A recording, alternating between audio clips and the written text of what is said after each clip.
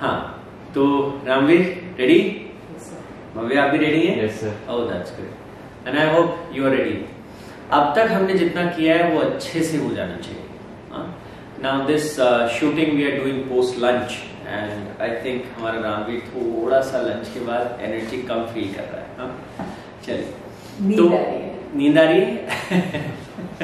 अभी भाग जाएगी। ओके, तो अभी हम लोग क्या करने वाले हैं? अब तक क्या किया है, क्विक रिव्यू करते हैं। इंडियन कॉन्स्टिट्यूशन में हमने कहा कि उसको याद रखने के लिए, स्पेशली इंडेक्स को याद रखने के लिए हमको 3 जो मेमोरी की टेक्निक्स हैं उनका इस्तेमाल करना होगा, और उसमें हमने एसोसिएशन, विजुअलाइजेशन, स्ट्रक्चराइजेशन की टेक्निक्स की बात की। एसोसिएशन की टेक्निक्स को हमने देखा कि शब्दों को एक दूसरे से जोड़ देना, और हमने 22 पार्ट्स के नाम उस तरह से याद किए।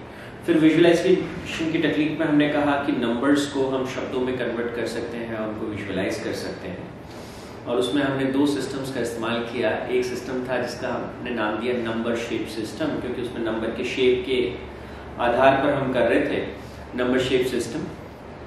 और नंबर शेप सिस्टम में हमने ये सीखा कि 22 जो पार्ट है कॉन्स्टिट्यूशन के, कौन से नंबर पे कौन सा पार्ट है, ये हमने कर लिया, राइट?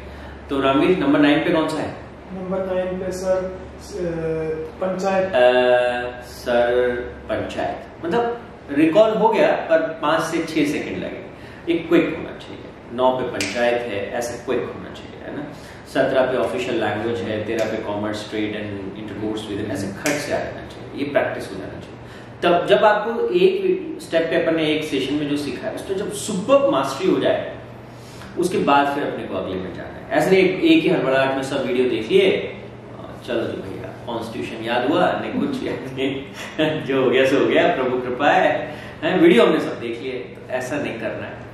तो जैसे रामवीर का भी रिस्पॉन्स टाइम जो है, रिस्पॉन्स टाइम करीब 5 से 6 सेकंड था, ये सब नहीं चाहिए। आपका रिस्पॉन्स टाइम होना चाहिए 2 सेकंड्स, ठीक है? सीधा पूछा 264 पे कौन सा शुरू होता है, तो सीधा सीधा बोल दिया finance, property, contract and suits, सीधा। तो 243 पे क्या शुरू होता है कि पंचायत शुरू होता है ना? 358 पे क्या है मैंने बताया, लेकिन अगर 358 आप ढूंढेंगे तो आपको मिल जाएगा। क्यों, कैसे मिल जाएगा कि 352 पे हमने कहा था इमरजेंसी शुरू होता है, और मिसलिनियस जो है वो 361 पे जाता है। तो आप ये बता सकते हो कि 358 जो है वो इमरजेंसी का कोई आर्टिकल है।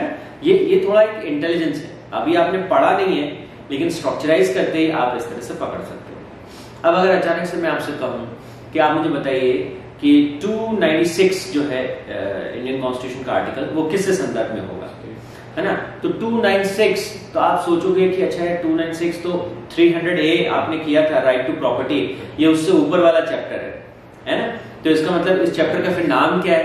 तो इस चैप्टर का नाम है प्रॉपर्टी, और फिर कॉन्ट्रैक्ट्स एंड लायबिलिटीज, और वो हमने नूपुर से याद किया था, 294 से ये शुरू होता है, ठीक है ना? तो फिर हमको पकड़ में आ गया कि अच्छा ठीक है 294 से ये शुरू होता है चैप्टर। इसमें प्रॉपर्टी है, कॉन्ट्रैक्ट्स हैं, लायबिलिटीज हैं, और वो सब जो है ना, और वो सब सूट्स वगैरह सब इसमें आता है। अचानक से कोई हमसे पूछे कि अच्छा भैया एक बात बताओ, आप तो हमको बता दो कि 324 कहाँ आता है? 324 तो शायद अपन ने याद किया था, है ना? तो और कोई कुछ भी पूछ सकते हैं, कहीं से भी, है ना? अचानक किसी ने पूछ लिया कि ये बता दो चलो 190 कहाँ से आता है? अब 190, है ना? तो अब अपन को क्या याद आता है? 190 के आसपास अपने को 168 तो सीधा सीधा याद है कि वो स्टेट असेंबली था, ठीक है ना? और फिर हमने कहा था स्टेट में स्टेट असेंबली होता है, और उसके बाद में अगला क्या आता है?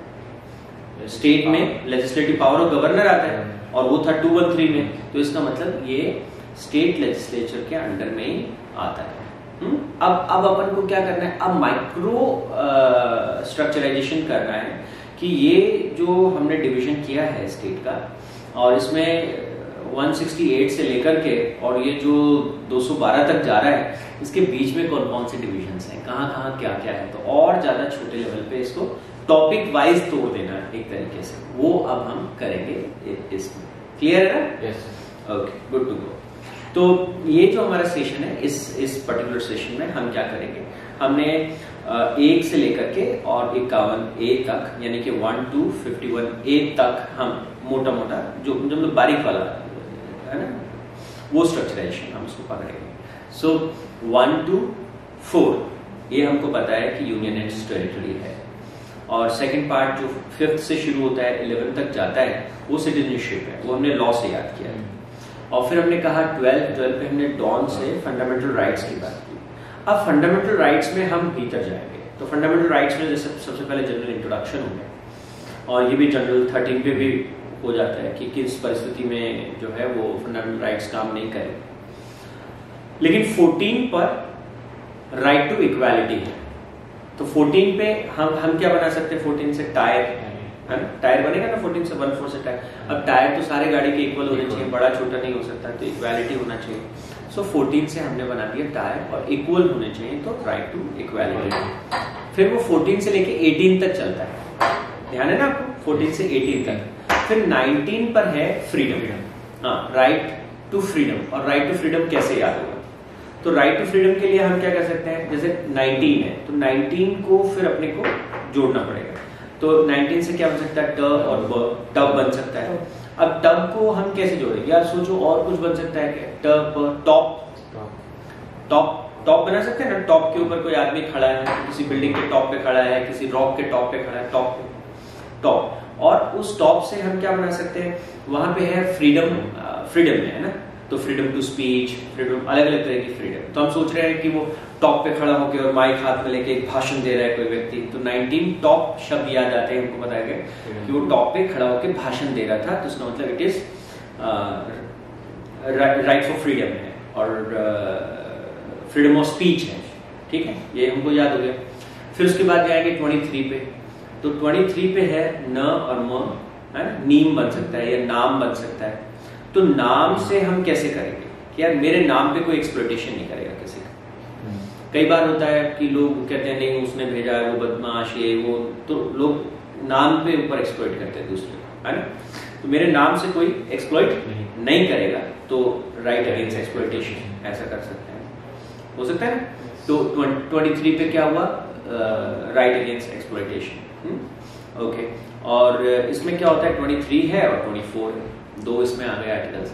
फिर 25, और 25 पे जो आर्टिकल है वो क्या आ जाता है? Right against freedom, freedom for religion है ना, right to freedom for religion. अब ये जो एक तरह से रिलीजन का जो राइट है उसमें फिर 25 से लेके 25, 26, 27, 28 ये सब आते हैं। लेकिन अब उसको याद कैसे रखेंगे कि देखो क्या है, रिलीजन की बात है, और 25 पे हमारे पास न और ल है, ठीक है। तो न और ल से हम क्या बना सकते हैं? नील, नल और नील, न ल नल और नील नील, नल और नील बन सकता है 25 पे।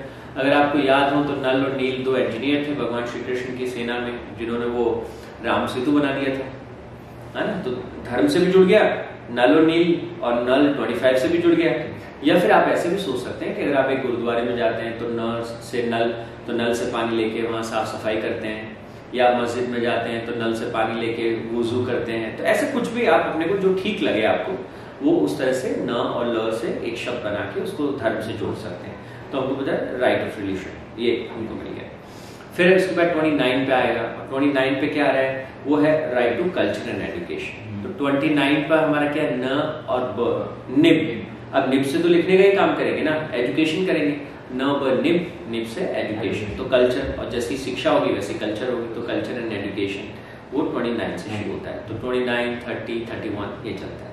अब 31A, 31B, 31C ये जो हुए सब, ये है सेविंग ऑफ सर्टेन लॉस, ठीक है। तो ये 31A से शुरू होता है, और 32 से लेके 35 तक। तो 32 हुआ मैन, म न मैन, यहाँ मू न मून बना सकते हैं, ठीक है। और वो है म न मौन भी बन सकता है, डिपेंडिंग ऑन कि आप कैसा शब्द बनाते हैं। तो ये है कॉन्स्टिट्यूशनल रेमेडीज। तो आप ऐसा बनाएंगे कि हर मैन को इंडिया में कॉन्स्टिट्यूशनल रेमेडीज है कि अगर आपके राइट्स के ऊपर है तो आप कॉन्स्टिट्यूशनल रेमेडीज जो उसमें लिखा है आपको मिलेगा। तो ये हम बना सकते हैं 32 से। तो मैन से मौन, तो कॉन्स्टिट्यूशन, और हमारा जुडिशरी चुप नहीं रहेगा अगर किसी के कॉन्स्टिट्यूशनल राइट्स में हमला हो रहा है, तो रेमेडी फॉर द कॉन्स्टिट्यूशन, तो वो हो जाएगा। इसके बाद 36 से शुरू होगा। 36 पे क्या है? मैच है, मर्च और मैच। और मैच से हमने डायरेक्टिव प्रिंसिपल्स और पार्ट 4 किया था, ध्यान होगा आपको, सेल बोट का मैच कराया था। तो मैथ से डायरेक्टिव प्रिंसिपल्स हो गया और डायरेक्टिव प्रिंसिपल्स से 36 से वो शुरू हो गया और यहाँ से चल के ये 51 तक जाता है और 51A में फिर फंडामेंटल ड्यूटीज आ जाता है। तो जब हम इसको 36 से करते हैं तो कौन कौन सी चीजें इसमें आती हैं, फिर अपने को उसकी डिटेलिंग में जाने की जरूरत है, ठीक है। लेकिन 36 से लेके 51 तक ये चलता है और 51A में फिर जा करके और फिर हम फंडामेंटल ड्यूटीज की बात करते हैं, इज़न्ट इट। तो अब इस वाले सेशन में हमने क्या किया कि जो फंडामेंटल राइट्स हैं उन राइट्स को हमने फर्दर और ज्यादा छोटे जो टॉपिक्स थे उनमें हमने डिवाइड कर दिया। तो अब राइट टू इक्वालिटी कहाँ से कहाँ है कि 14 से 18 है ना। राइट टू फ्रीडम क्या है कि 19, 20, 21, 22। राइट अगेंस्ट एक्सप्लॉयटेशन 23, 24 है ना। Right for religion 25, 26, 27, 28।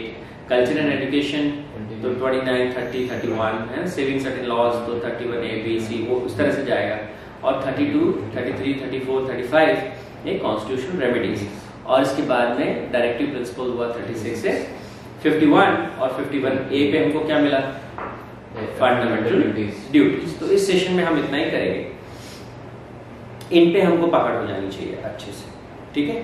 इस पे जब पकड़ हो जाएगी तो अगला जो हमारा सेशन होगा, अगला जो वीडियो हम बनाएंगे उस वीडियो में हम क्या बात करेंगे, उस वीडियो में हम बात करेंगे यूनियन के बारे में और यूनियन के अंदर जितने भी बारीक टॉपिक्स हैं उनके बारे में हम बात करेंगे। इस वीडियो में इतनी चर्चा करेंगे, ठीक है। तो रामवीर आपको क्लियर है?